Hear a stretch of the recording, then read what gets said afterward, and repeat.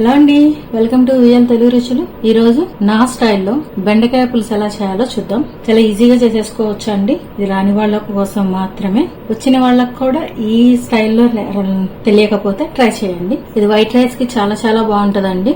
దీనికి ఏమేం కావాలో ఎలా చేసుకోవాలో నా స్టైల్లో చూద్దామా. మరి బెండకాయ ముక్కలు కట్ చేసి పెట్టుకున్నానండి. ఇవి ఎవరిష్టం వాళ్ళది. నేను ఈ మాత్రం లావు కట్ చేస్తాను. చాలా మంది ఇంకా అంత బారు అలా కూడా కట్ చేసుకుంటారు. అండ్ దీంట్లోకి ఉల్లిపాయ ముక్కలు, పచ్చిమిర్చి, టమాటా ముక్కలు, పసుపు, కారం, ఉప్పు. ఇది కూర కారమేనండి, సాంబార్ కారమే. అండ్ చింతపండు నానబెట్టేసి ఉంచాను. అండ్ దీంతో పాటు తాలింపు గింజలండి. అండ్ కర్రీకి అవసరమయ్యే ఆయిల్. ఎలా చేయాలో చూద్దామా. ముందుగా ఆయిల్ వేద్దామండి. బెండకాయ ముక్కలు వేసి వేయించుదామండి.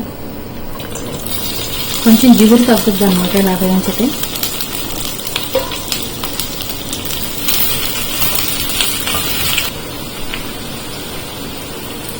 వేగినాయండి. ఇప్పుడు దీన్ని గిన్నెలో తీసేద్దాము. దీంట్లో ఇంకొంచెం నూనె వేద్దామండి, చాలా కొంచెం. దీంట్లో ఉల్లిపాయ, పచ్చిమిర్చి,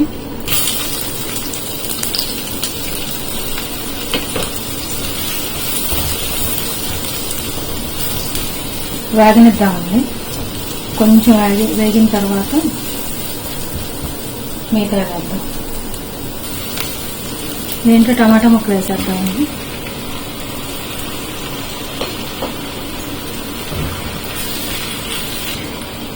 దీంట్లోనే మనం ముందుగా వేయించి పెట్టుకున్న బెండకాయ ముక్కలు, దీంట్లో పసుపు, ఉప్పు, కారం,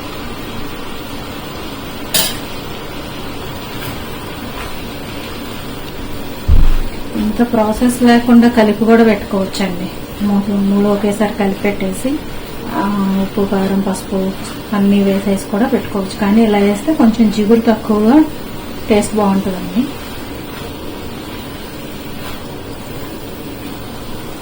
దీంట్లో ఇప్పుడు చింతపండు పులుసు అండి.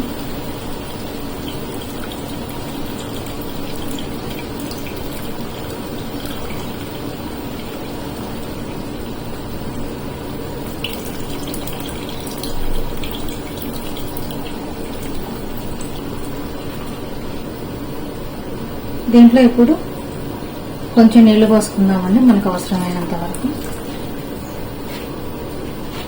ఉడకనిద్దామండి.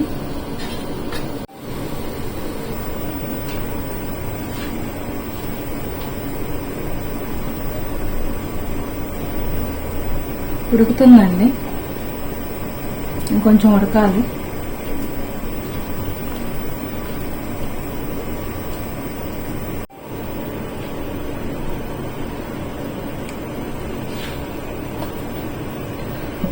ఉడికిపోయిందండి.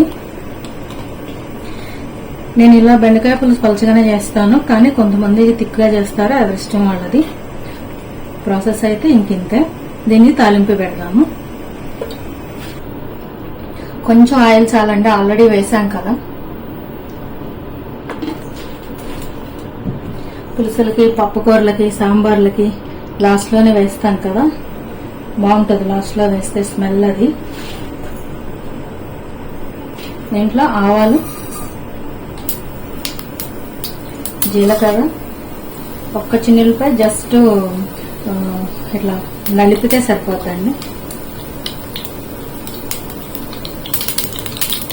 అండ్ ఒక రెడ్ చిల్లీ,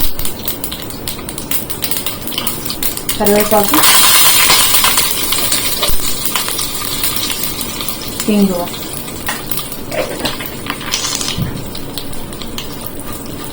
గార్లిక్ కొంచెం లైట్ గోల్డ్ కలర్లో వస్తే, లైట్ గోల్డెన్ బ్రౌన్ కలర్లో రాగానే తీసేద్దాం.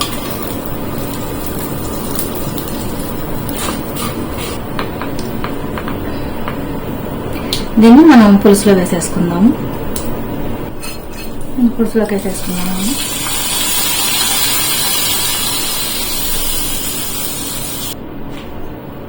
ఒక్క సెకండ్ మూత పెడితే ఆ స్మెల్ బయటకు పోకుండా బాగుంటుందండి. తాలింపు వేసే ముందు ఉప్పు, కారం సరి చూసుకోండి ఒకసారి. ఒకవేళ ఏదైనా తక్కువైతే ఆ టైంలో వేసుకోవచ్చు. అంతే అండి, నా స్టైల్లో బెండకాయ పులుసు రెడీ అయిపోయింది. మీరు కూడా చేసుకొని ఎలా వచ్చిందో కామెంట్ చేయండి. Thank you for watching this video. If you have any suggestions, please comment down below and don't forget to like, share and subscribe.